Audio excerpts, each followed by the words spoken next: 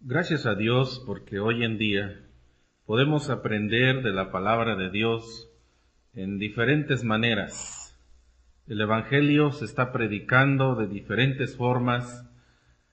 El mensaje de la palabra de Dios está llegando a todas las personas de diferentes maneras.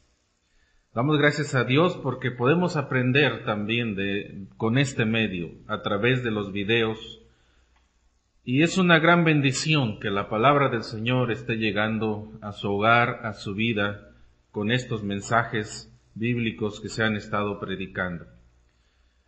En esta ocasión vamos a hablar acerca de los cristianos verdaderos. ¿Habrá cristianos falsos? Eso es lo que nos preguntamos, el otro lado de la moneda. Estaremos mencionando varios aspectos sobre lo que la Biblia nos enseña de quién es un cristiano verdadero. Muchas veces nos preguntamos, en base a experiencias que hemos vivido, que hemos visto en nuestras iglesias, en las congregaciones, de personas que llegan a la iglesia, están un tiempo y después se regresan al mundo. Después ya ni siquiera quieren oír la palabra del Señor. ¿Cómo es que alguien que ha estado en la iglesia, cómo es que alguien que ha participado de las cosas de Dios, de pronto ya no quiera saber nada de Dios? Incluso hasta nos rechaza. ¿Cómo es posible eso? Que alguien se regrese al mundo. ¿Cómo es posible que alguien que dice que ha conocido de Jesucristo ahora le esté rechazando? La pregunta que nos hacemos, ¿fue un cristiano verdadero? ¿Puede una persona que ha sido salva regresar al mundo? ¿Puede una persona que ha creído en Jesucristo de verdad volver atrás? Hay varias respuestas que podemos dar a esta pregunta. Uno, es que tal vez solo tuvo una fe intelectual, es decir, solo tuvo conocimiento de Jesucristo, pero nunca en realidad se convirtió. Nunca tuvo a Cristo en su corazón, solamente escuchó de la palabra de Dios, solamente fue atesorando en su mente los mensajes de la palabra de Dios, los pasajes bíblicos, pero realmente nunca fue cristiano. O solo fue una conversión superficial y no de corazón. A veces, cuando hay campañas en nuestras iglesias y viene un gran predicador que motiva, que emociona y que tiene a la gente de veras ahí atenta, y de pronto el predicador dice, a ver, ¿quién quiere aceptar a Cristo? Levanten su mano, y muchas personas levantan la mano, pero no hay un trato personal con ellos, no hay un seguimiento. No hay un discipulado. Nadie se preocupó por verificar que de veras esa decisión haya sido sincera. No solamente la persona se emocionó porque el predicador hablaba bonito y como que medio entendieron, pero no fue una conversión de corazón. Solo fue algo superficial, solo fue algo momentáneo.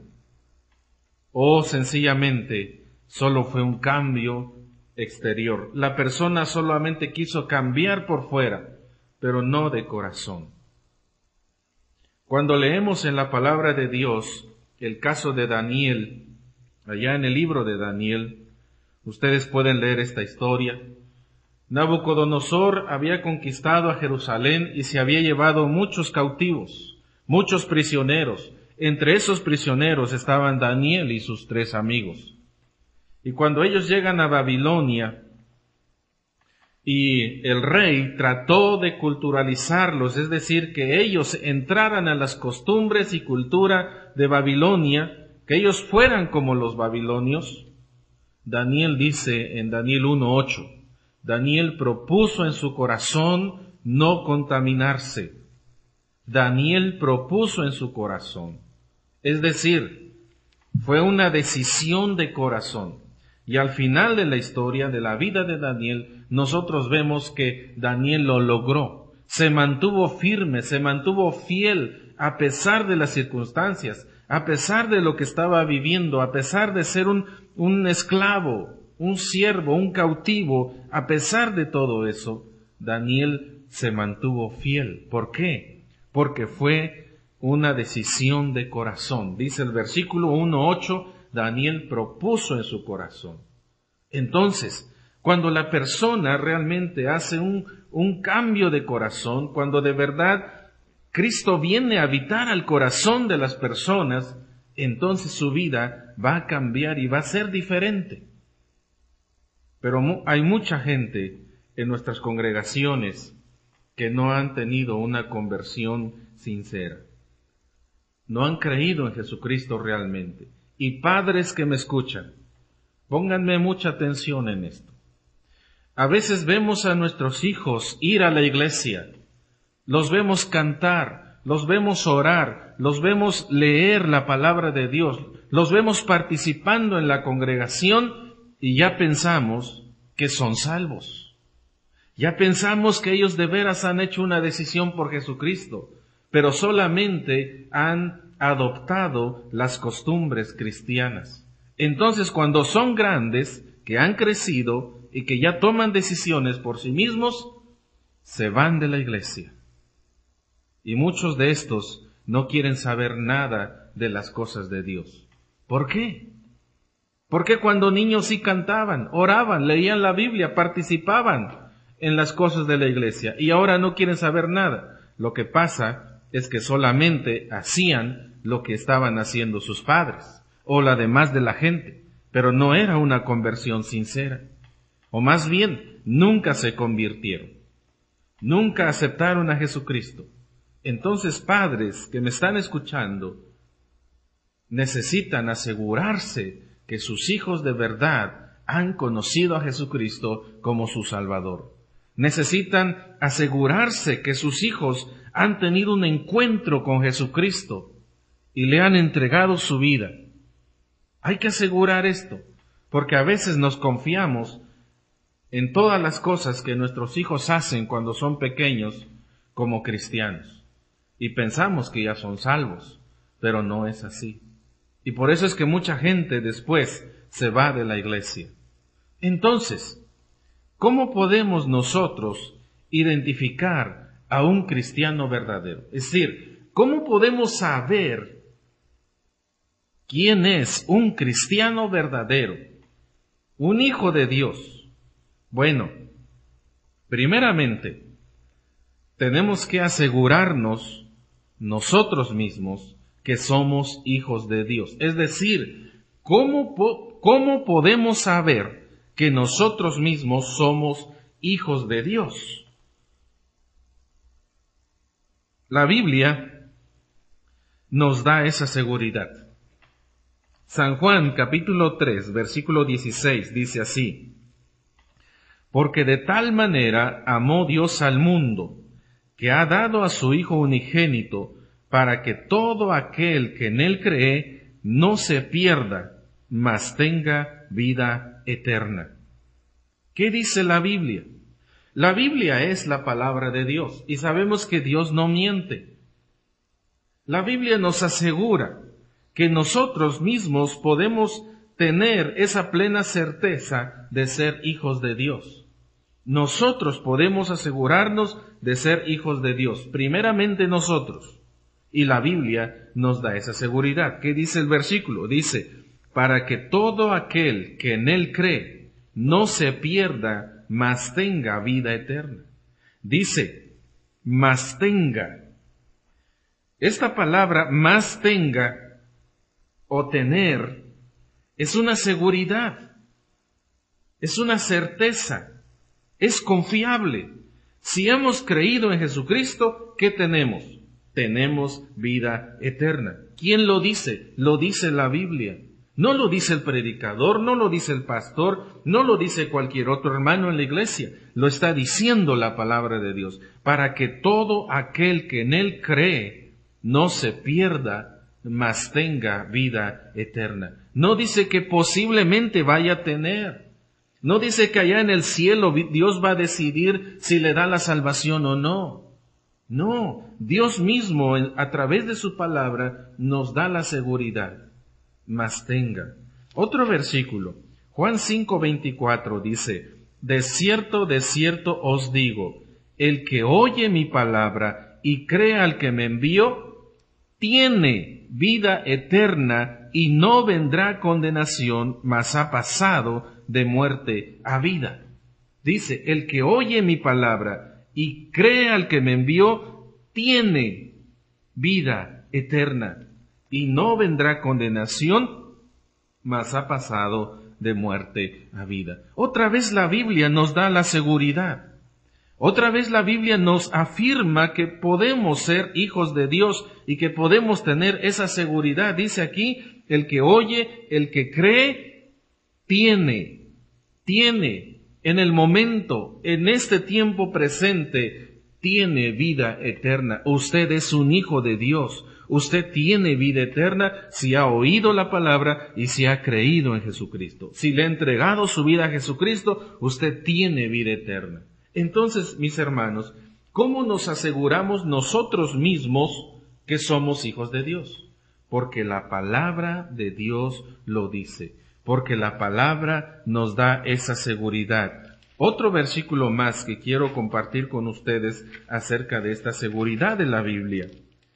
San Juan 5, Primera de Juan 5:13, dice, estas cosas os he escrito a vosotros que creéis en el nombre del Hijo de Dios, para que sepáis que tenéis vida eterna y para que creáis en el nombre del Hijo de Dios.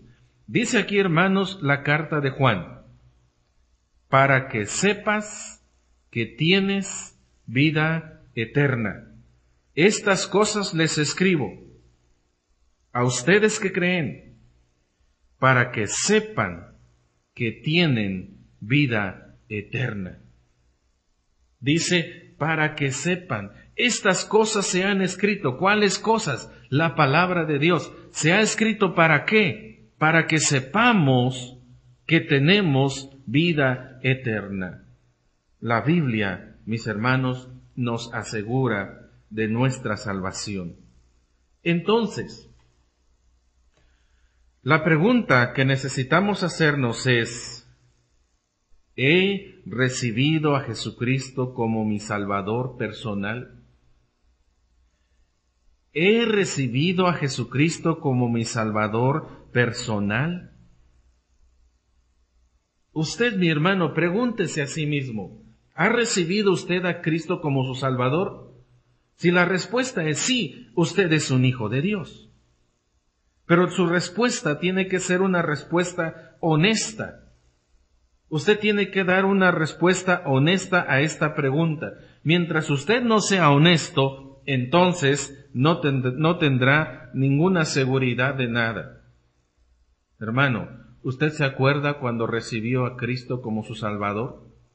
¿Se acuerda de la fecha? Muchos tienen la costumbre de escribirlo en su Biblia, el día cuando usted recibió a Cristo como su Salvador. Pero a lo mejor no se acuerda de la fecha. Muchos de nosotros no nos acordamos cuando nacimos, porque éramos niños, no sabíamos nada, no éramos conscientes de nada. No sabemos si nacimos de noche o nacimos de día. Eso solamente nuestros padres nos los pueden decir. Incluso hasta la hora, a veces nuestros padres tienen presente eso, la hora en que nacimos, el día, si estaba lloviendo, si estaba haciendo calor, si estaba haciendo frío, eso nuestros padres nos lo dicen, pero nosotros no nos acordamos porque no somos conscientes de nada en ese tiempo. Así pasa con la salvación. En el momento en que recibimos a Cristo, a lo mejor ni siquiera pensamos qué día era, qué fecha era, pero sí podemos recordar el momento, porque es un momento tan importante. Entonces, hermanos, el tiempo, el momento cuando nosotros recibimos a Cristo, lo deberíamos tener presente. A lo mejor fue en una campaña, en un culto de bautizos, qué sé yo, mi hermano. El momento, el tiempo cuando usted conoció a Jesucristo debería tenerlo presente. Tal vez se acuerda del predicador. Tal vez fue un evento especial en la iglesia donde vino alguien invitado y predicó el mensaje de salvación y usted se convirtió. Podríamos tener en mente ese tiempo. Pero hermanos, independientemente de todo, la Biblia nos dice que si hemos recibido a Jesucristo, si hemos creído en Él, entonces tenemos vida eterna. Y Dios no miente, y su palabra nos da esa seguridad. ¿Qué otra manera podemos asegurarnos que somos hijos de Dios? Bueno, por la obra de Cristo. Dice en Gálatas, la carta del apóstol Pablo a los Gálatas, capítulo 3, versículo 13, dice así: Cristo nos redimió de la maldición de la ley, hecho por nosotros maldición, porque escrito está: maldito todo el que es colgado en un madero.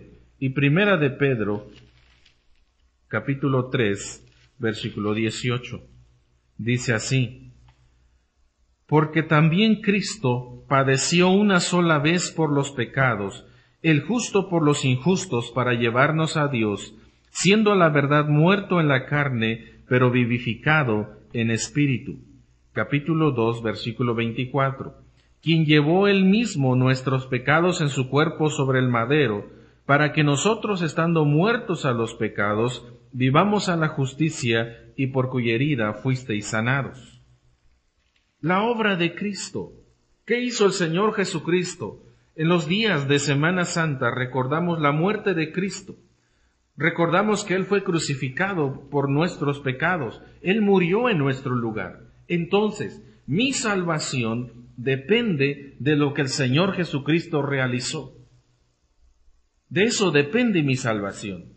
Dice en Gálatas la palabra del Señor: Cristo nos redimió de la maldición de la ley. Esa palabra redimir significa comprar. Cristo nos compró de la maldición de la ley. Cristo pagó el precio por la maldición de la ley, para que nosotros entonces ahora podamos tener nuestra salvación asegurada. Cristo nos compró, Cristo nos redimió con su muerte en la cruz. En los versículos que leí de primera de Pedro, dice: quien llevó él mismo nuestros pecados en su cuerpo sobre el madero. Él mismo llevó nuestros pecados en su cuerpo. Entonces, la salvación depende de Jesucristo. Depende de lo que Él hizo en la cruz. No depende de mí. No depende si yo me porto bien. No depende de mis buenas obras. No depende de lo que yo haga. Depende de Dios, de Jesucristo, de su obra en la cruz. Cuando Él estaba muriendo en la cruz, una de las palabras, de las frases que dijo ahí en la cruz: consumado es. Y esta palabra, consumado es, quiere decir pagado en total. Pagado en total.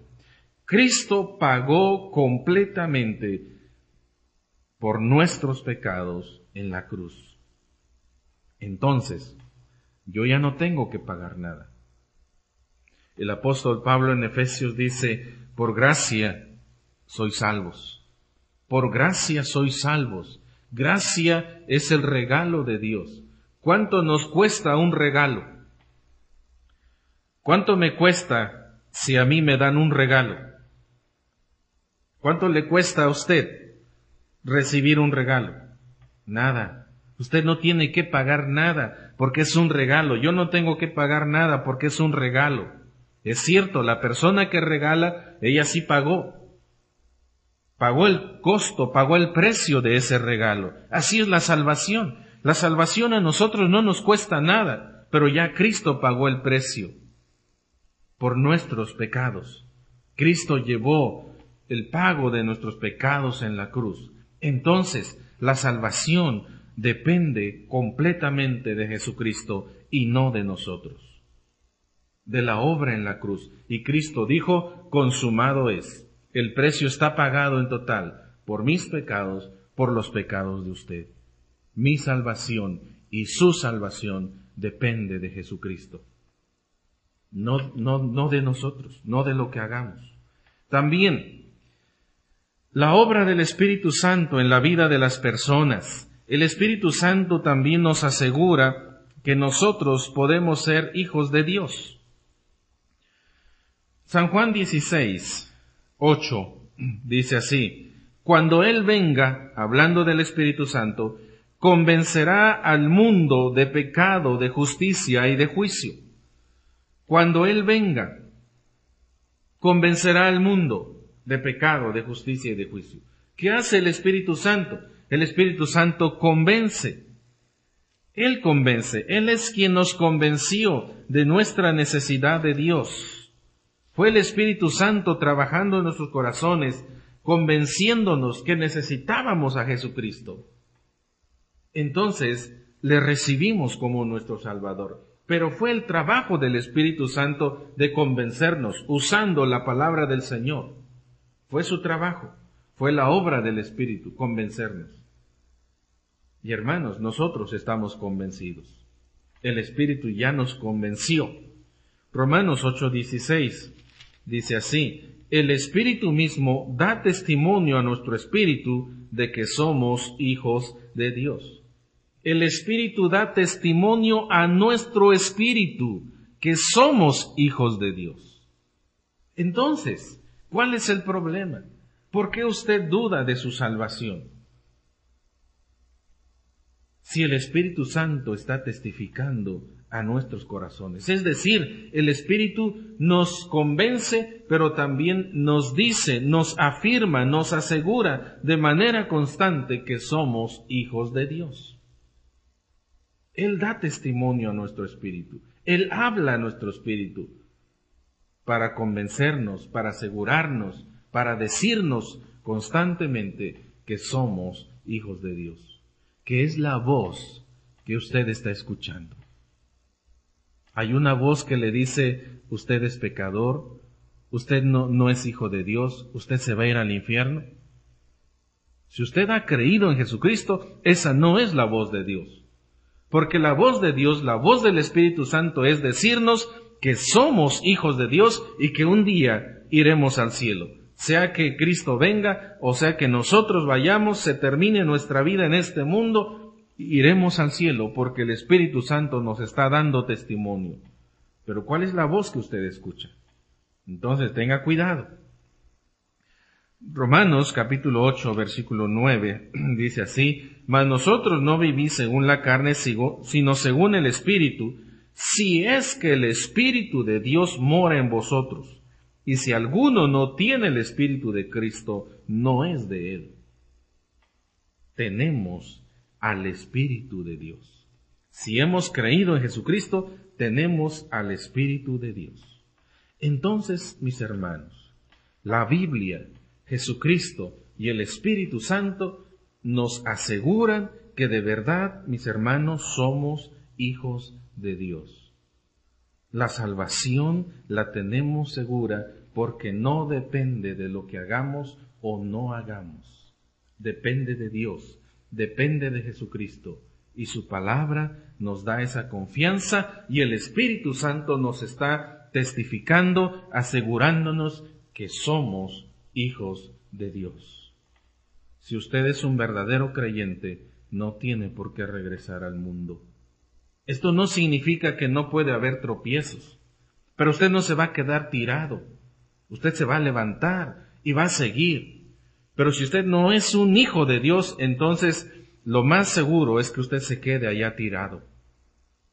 Pero los hijos verdaderos de Dios se van a tener que levantar, aun cuando anden desanimados, aun cuando hayan regresado al mundo, van a tener que volver a la vida cristiana porque son hijos de Dios. Pero nadie se puede ir al mundo para siempre habiendo estado en la iglesia si es un verdadero hijo de Dios. Esas gentes tal vez nunca fueron salvas. Esas gentes no conocieron a Jesucristo verdaderamente. Ahora, ¿cómo podemos saber que otros son verdaderos creyentes. Hablamos de nosotros mismos. ¿Cómo podemos saber nosotros que somos hijos de Dios? Bueno, porque la Biblia nos da esa seguridad por la obra de Cristo en la cruz y también por la obra del Espíritu Santo. Tenemos esa seguridad nosotros. Pero de nosotros hacia otras personas, ¿cómo podemos saber que esas personas son hijos de Dios? ¿Cómo podemos saber que alguien es un hijo de Dios? Bueno, también hay dos aspectos en la Biblia que quiero tocar de manera clara y esperemos que podamos entenderlo. Dos pasajes en las Escrituras. Segunda de Corintios 5:17. Un versículo que tal vez sea conocido. De modo que si alguno está en Cristo, nueva criatura es. Las cosas viejas pasaron, he aquí todas son hechas nuevas. ¿Se dan cuenta lo que dice este pasaje? ¿Se dan cuenta? Dice, si alguno, de modo que si alguno está en Cristo, nueva criatura es. Si alguno está en Cristo, nueva criatura es. ¿Cómo podemos saber que alguien es un verdadero creyente? ¿Cómo podemos saber? Porque es una nueva criatura. Y dice el pasaje, las cosas viejas pasaron, todas son hechas nuevas. Es decir, los cambios que van a experimentar las personas son cambios que se van a notar. ¿Cómo sabe usted que un árbol tiene vida? ¿Cómo sabe usted que un árbol tiene vida? Bueno, porque lo vamos a ver siempre verde, ¿verdad? Tal vez. A veces en el otoño, en el invierno, pues los árboles están secos en muchos lugares. En otros lugares, pues permanecen verdes. Pero aun cuando el invierno, el frío, afecte a este árbol, en la primavera volveremos a ver que está reverdeciendo, que está sacando nuevos retoños, que está sacando nuevas ramas. Se ve. Aparte, ese árbol va creciendo. Si nosotros lo sembramos, lo plantamos pequeñito, vamos a ver que va creciendo, va madurando, y un día, si es un árbol de frutas, vamos a ver sus frutos. Entonces, en un cristiano, en una persona que ha creído en Jesucristo, ¿cómo podemos nosotros saber que es un hijo de Dios, que de veras es un verdadero creyente? Porque hay cambios en su vida. Hay cambios en su vida. Las cosas viejas pasaron, todas son hechas nuevas. El arrepentimiento significa un cambio de rumbo. Si nosotros íbamos en una dirección, cuando nos arrepentimos, entonces cambiamos de rumbo y vamos hacia otro lugar. Le damos un giro completo a nuestra vida. Ya no seguimos la misma vida, ya no seguimos el mismo rumbo, ya no seguimos el mismo paso. Ahora somos nuevas criaturas y esas cosas viejas pasaron y ahora todo es hecho nuevo. Todo es nuevo. Nuestra vida es nueva. Nuestra manera de pensar ahora es diferente. Nuestras actitudes ahora son distintas. La forma en cómo tratamos a nuestra familia ahora es diferente. La forma en cómo hablamos ahora también es diferente. Hay un cambio completo en nuestra vida cuando alguien ha conocido a Jesucristo como su Salvador.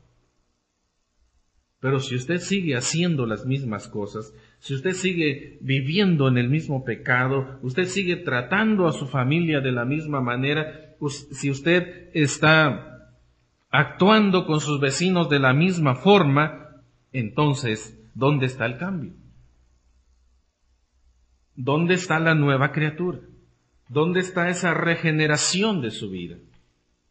El trabajo, la obra de salvación en nuestras vidas, mis hermanos, es una obra muy grande, muy amplia.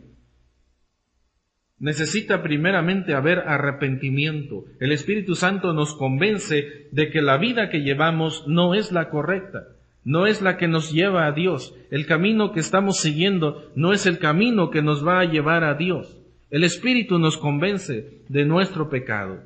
¿Y qué hacemos? Nos arrepentimos, cambiamos nuestra vida, le damos un giro a nuestra vida para ir hacia otro rumbo, le damos vuelta para ir por otros caminos.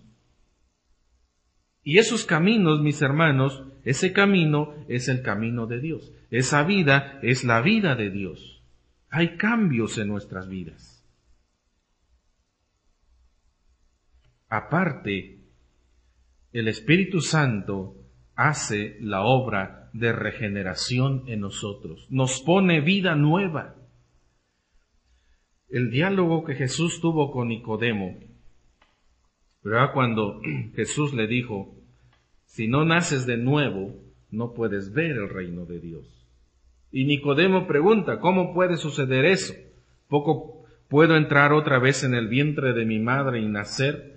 Jesús no estaba hablando de un nacimiento físico, sino estaba hablando de un nacimiento espiritual, la regeneración espiritual. Entonces, el Espíritu Santo hace esa obra de regenerarnos, es decir, hacernos nuevas criaturas.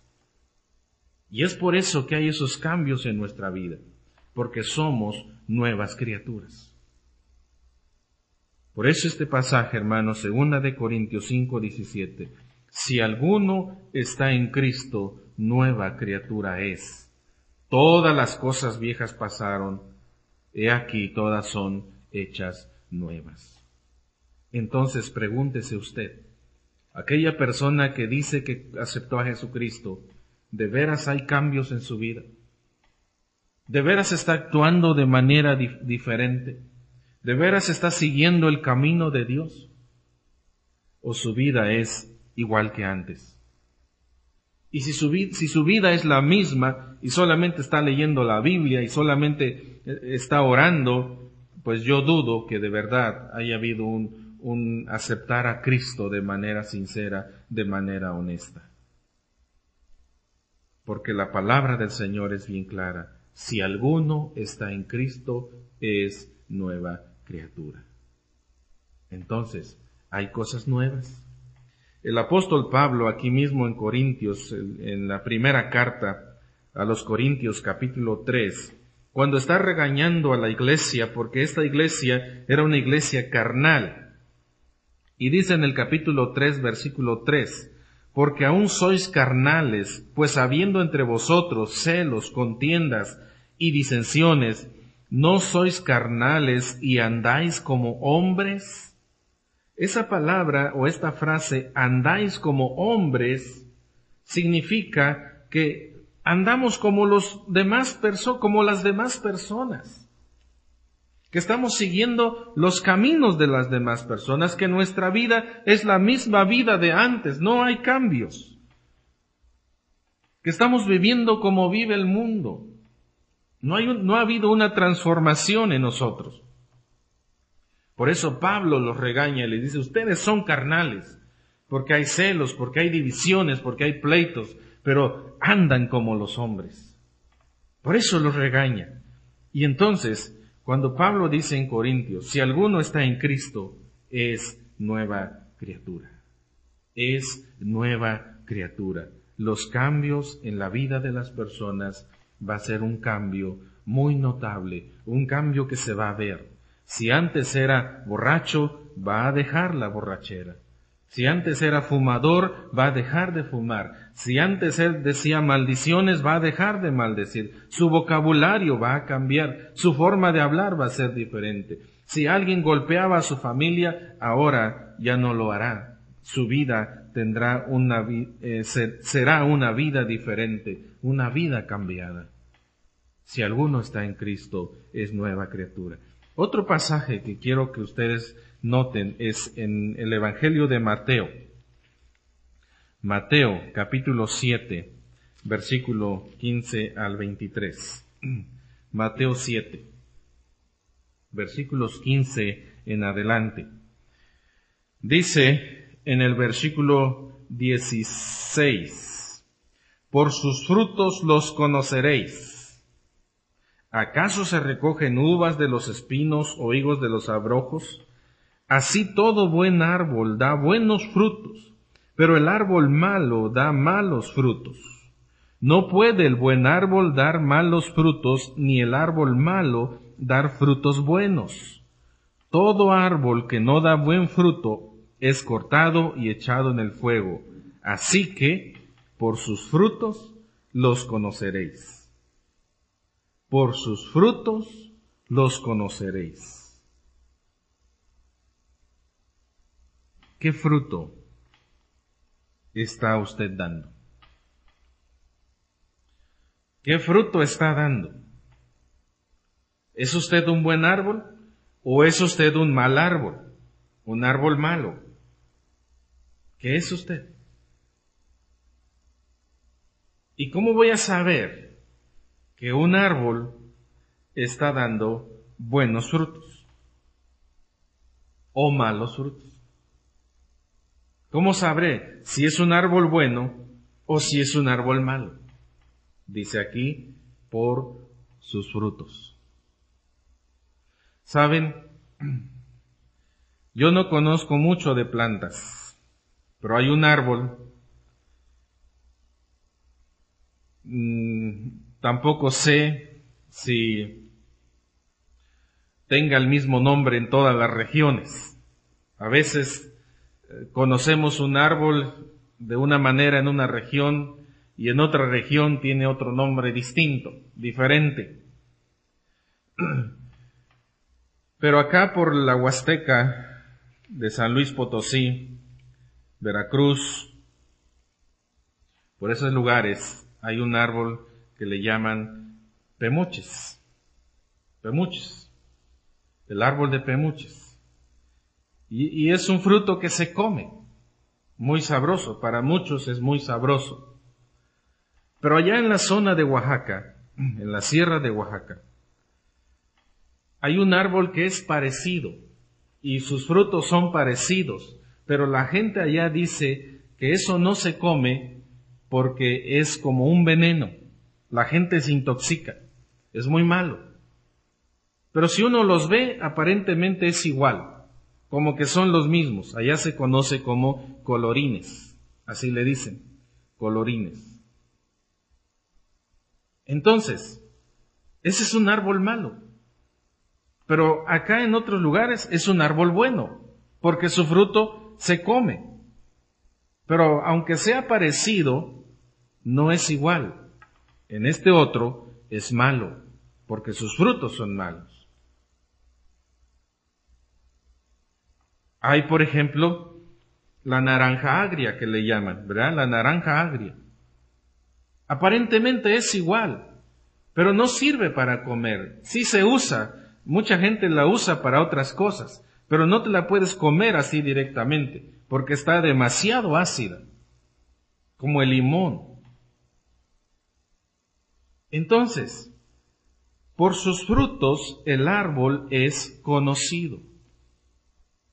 El árbol es conocido por sus frutos, si es bueno o si es malo.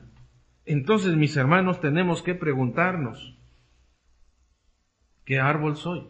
¿Y qué tipo de fruto estoy dando? Entonces, ¿cómo puedo saber que alguien es un hijo de Dios? ¿Cómo puedo saber que alguien de veras es un cristiano verdadero? Por sus frutos. Por sus frutos. Y porque es una nueva criatura. Entonces, mis hermanos, hay maneras de cómo nosotros podemos identificar a los cristianos verdaderos. ¿Y qué pasa entonces con aquellos que regresan al mundo? Bueno, no podemos ver sus corazones. No podemos saber lo que hay dentro, pero sí lo podemos ver por fuera. Si hay cambios, si están dando buen fruto, entonces son verdaderos hijos de Dios. Y de aquellos que regresan al mundo, de aquellos que estuvieron en la iglesia y luego se fueron, pues hermanos, no nos preocupemos. No nos preocupemos de ellos. Dios se encargará de sus vidas. Lógico, nuestro trabajo es animarnos, nuestro trabajo es exhortarlos, es animarlos a que regresen a las cosas del Señor. Pero si no quieren, entonces Dios se encargará. Pero un cristiano verdadero se mantendrá siempre firme. Ahora, ¿cómo son los cristianos falsos? ¿Cómo son los cristianos falsos? La Biblia también nos da algunos aspectos, ¿verdad?, de cómo son los cristianos falsos. Vamos a ver Mateo 23:13. Mateo 23:13 dice: «Ay de vosotros, escribas y fariseos hipócritas, porque cerráis el reino de los cielos delante de los hombres, pues ni entráis vosotros ni dejáis entrar a los que están entrando». Versículo 15. «Ay de vosotros, escribas y fariseos hipócritas». Un cristiano falso es un cristiano hipócrita, es decir, una persona que finge, una persona que solamente aparenta, que no es sincero. Hipocresía, la falta de honestidad, es muy condenada en la Biblia. Y aquí el Señor Jesucristo está regañando a los escribas y los fariseos y les dice: «¡Ay de vosotros!». Esa palabra «ay de vosotros» significa como una condenación, que están mal y que Dios los va a tratar mal y que Dios un día los va a reprender por las cosas malas que están haciendo. Dice acá: ni entran ni dejan entrar al reino de los cielos. En el versículo 15 dice: recorréis mar y tierra para ser un prosélito, y una vez hecho le hacéis 2 veces más hijo del infierno que vosotros. Hacen todo lo posible, van aquí, allá, para ser un discípulo, y cuando lo hacen es doblemente condenado. Lo hacen 2 veces más hijo del infierno. La hipocresía es de verdad algo muy serio delante del Señor, el estar fingiendo, la falta de honestidad. Entonces, así son los cristianos falsos. Fingen que son cristianos. Fingen que son hijos de Dios. Aparentan que son hijos de Dios, pero en realidad no lo son. Hipocresía. Aquí mismo en Mateo capítulo 23, versículo 23 dice: «Ay de vosotros, escribas y fariseos hipócritas, porque diezmáis la menta y el eneldo y el comino, y dejáis lo más importante de la ley, la justicia, la misericordia y la fe. Esto era necesario hacer sin dejar de hacer aquello». Y el 24, «Guías ciegos, que coláis el mosquito y tragáis el camello». Ciegos. Están ciegos. No saben para dónde van, no saben el camino que están llevando, están muy confundidos. Ciegos, así los llama el Señor Jesucristo. Ponían atención a las cosas pequeñas, pero descuidaban lo más grande. Diezmar, la menta y el eneldo eran cosas pequeñas, y el comino, cosas pequeñas. Y dice: dejáis lo más importante de la ley, la justicia, la fe y el amor, la justicia, la misericordia y la fe. Están dejando de hacer esto que es grande, esto que es más importante, y están haciendo las cosas más pequeñas. Están colando el mosquito, pero se tragan el camello. El camello es un animal muy grande en comparación con un mosquito. Ciegos. El Señor Jesucristo los llama ciegos. Y así son los cristianos falsos, son ciegos. Ellos no pueden mostrarnos el camino correcto porque ellos mismos no lo conocen. Juan 5:42. Otra característica de los cristianos falsos, para que aprendamos a conocerlos. Dice así la palabra del Señor: «Mas yo os conozco, que no tenéis amor de Dios en vosotros». No hay amor de Dios en sus corazones. En un cristiano falso no hay amor de Dios. El amor de Dios no está ahí. No tienen el amor de Dios. Dice en el versículo 44, «¿Cómo podéis vosotros creer pues recibís gloria los unos de los otros y no buscáis la gloria que viene del Dios único. Otra característica es que buscan la gloria de Dios, la gloria de hombres y no de Dios. Buscan gloria de hombres y no de Dios. Esos son los cristianos falsos. No hay amor de Dios en sus corazones. Buscan gloria de hombres. Buscan que los hombres los alaben. Buscan que los sentirse bien delante de los demás. Pero no es una sinceridad en sus corazones. Juan 8:34, otra característica de los cristianos falsos. Dice, de cierto os digo, todo aquel que hace pecado, esclavo es del pecado. Todo aquel que hace pecado, esclavo es del pecado. Son esclavos del pecado. Tal vez usted conoce a alguien que tiene problemas con la bebida. Le gusta emborracharse de vez en cuando. Y dice, es que no lo puedo dejar, es que me gana la tentación, es que esto. Es un esclavo del pecado.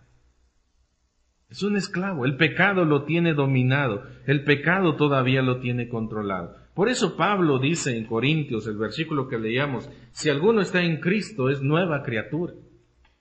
Las cosas viejas pasaron. Esas cosas del pecado ya quedaron atrás para un cristiano sincero, para un cristiano verdadero. Pero alguien que solamente finge ser cristiano es todavía esclavo del pecado. Vive cautivo por el pecado. Primera de Timoteo, capítulo 6. Primera de Timoteo, capítulo 6, versículos 3 al 5 dice, si alguno enseña otra cosa y no se conforma a las sanas palabras de nuestro Señor Jesucristo y a la doctrina que es conforme a la piedad, está envanecido, nada sabe y delira acerca de cuestiones y contiendas de palabras, de las cuales nacen envidias, pleitos, blasfemias, malas sospechas, disputas necias de hombres corruptos de entendimiento y privados de la verdad, que toman la piedad como fuente de ganancia. Apártate de los tales. ¿Cómo es un cristiano falso? Según Primera de Timoteo, dice aquí que no se conforma a las sanas palabras de nuestro Señor Jesucristo. No se conforma a las sanas palabras de nuestro Señor Jesucristo. La palabra conformarse es amoldarse, es un molde.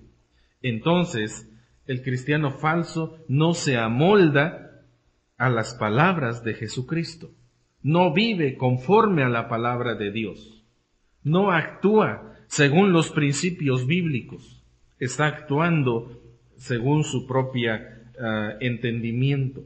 Dice también que están envanecidos, está envanecido, nada sabe. La palabra envanecer significa soberbia o vanidad, y toman la piedad como fuente de ganancia. Es decir, personas que buscan que la iglesia satisfaga sus necesidades.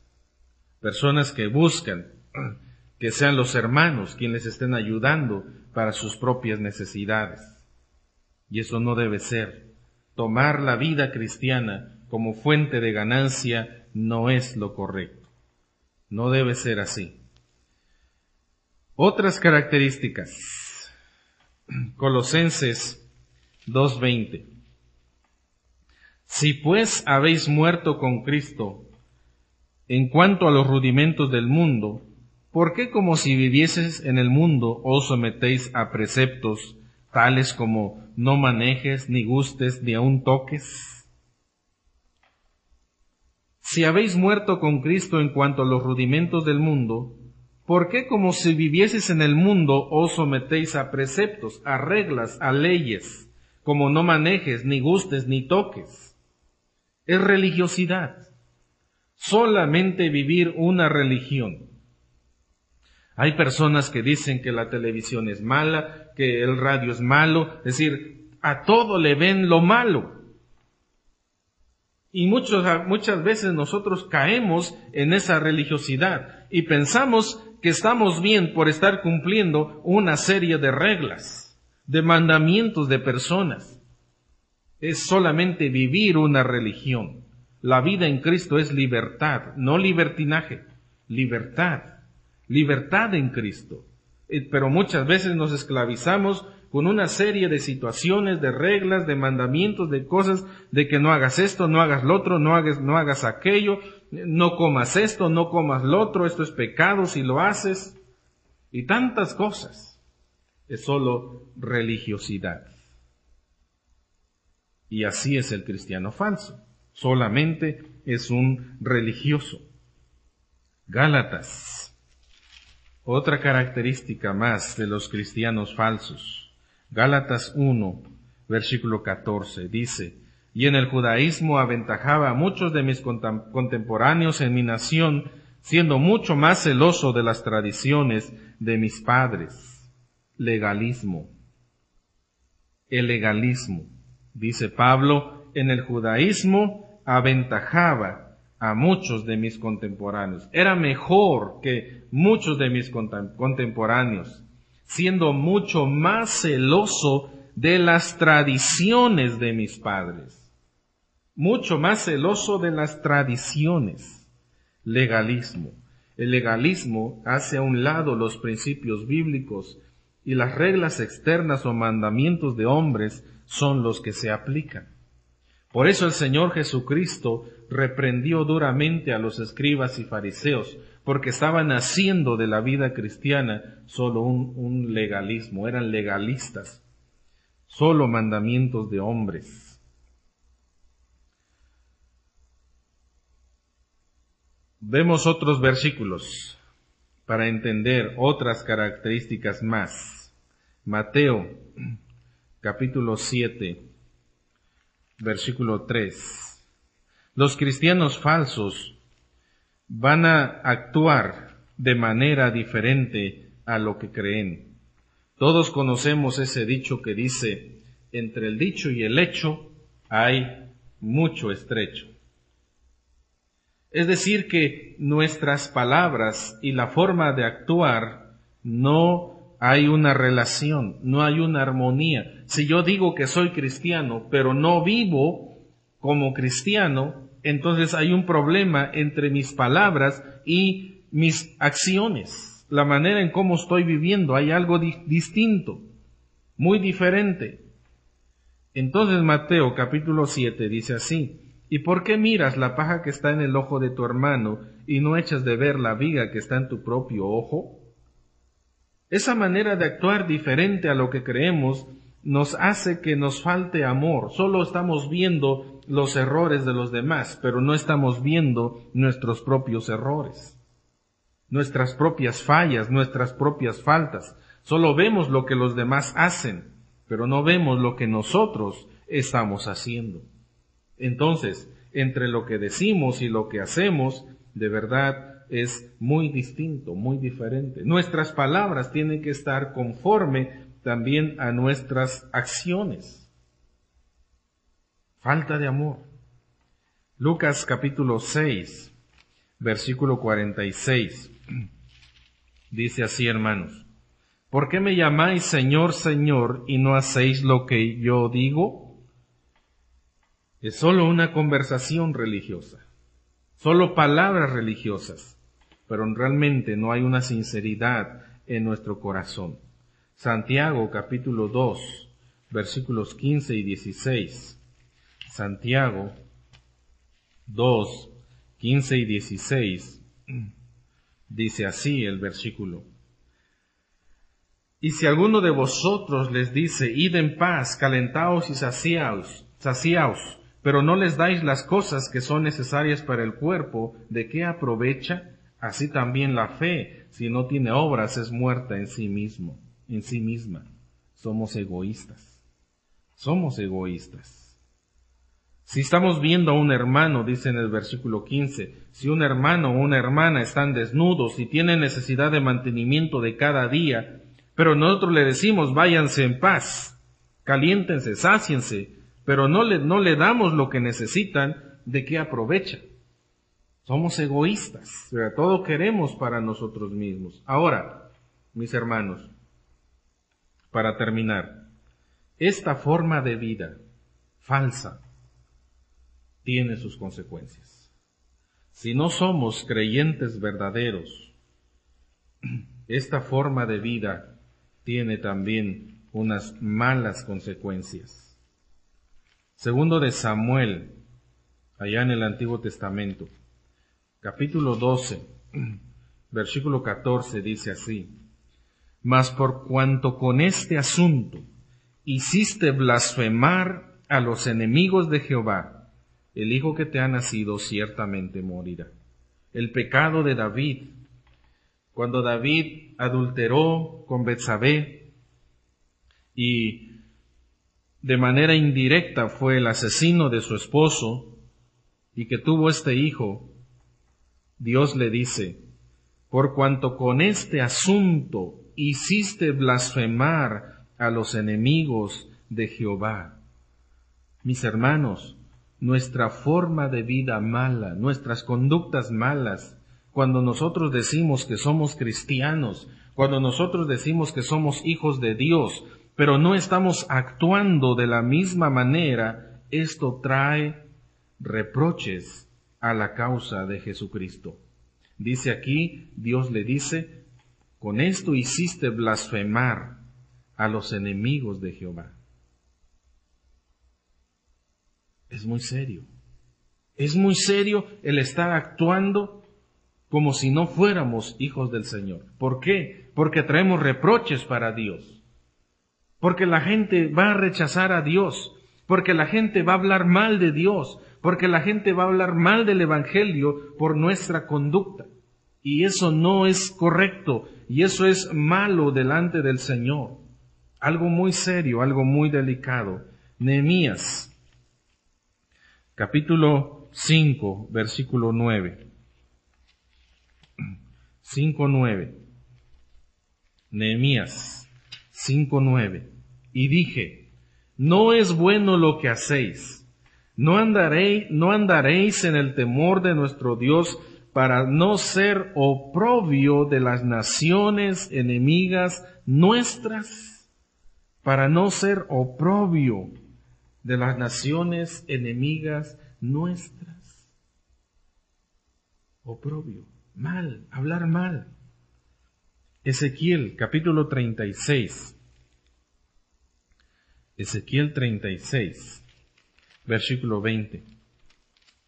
Dice: y cuando llegaron a las naciones a donde fueron, profanaron mi santo nombre, diciéndose de ellos: estos son pueblo de Jehová y de la tierra de él han salido. Dice, profanaron mi santo nombre, diciendo: estos son pueblo de Jehová.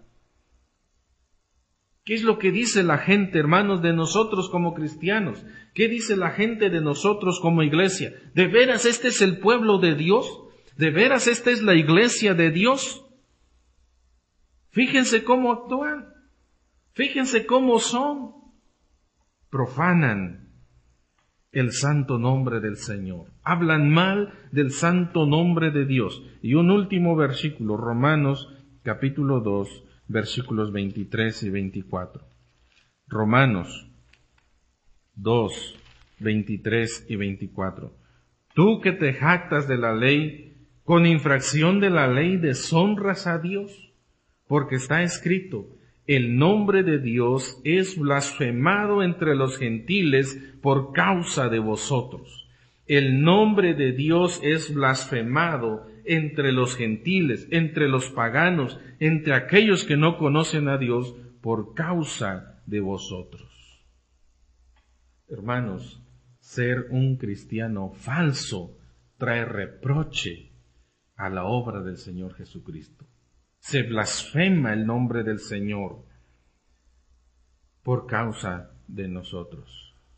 Y eso, hermanos, es un mal testimonio tremendísimo. Y Dios tendrá que trabajar en nuestras vidas. Dios tendrá que disciplinarnos porque no estamos actuando como verdaderos hijos del Señor.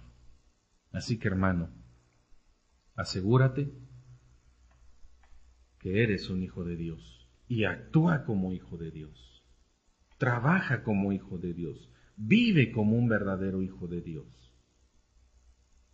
Y de esta forma traerás bendición a la obra de Dios. Que Dios les bendiga grandemente.